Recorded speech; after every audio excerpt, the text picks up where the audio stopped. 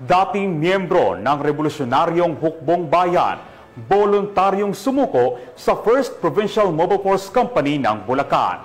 Ang detalye ng balitang yan ay ihahatid ni Patrolwoman Cristalyn Javier.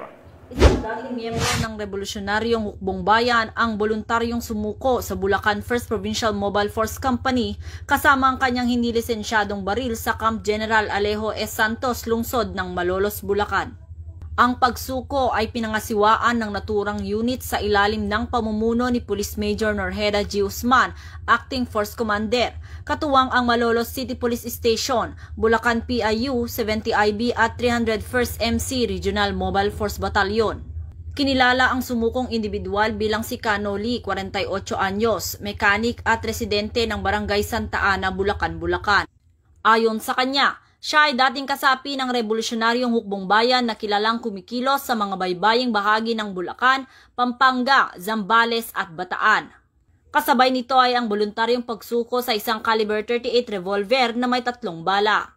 Samantala, nagbigay naman ang mga otoridad ng pinansyal na tulong at iba pang suporta sa sumukong rebelde bilang bahagi ng programa ng pamahalaan para sa mga nagnanais magbalik loob sa lipunan. Tinitiyak naman ni Police Colonel Angel L. Garciliano, Provincial Director ng Bulacan Police Provincial Office, na patuloy nilang isusulong ang mga programa para hikayatin ang iba pang nalalabing rebelde na magbalik loob sa pamahalaan at mamuhay ng payapa kasama ang kanilang pamilya.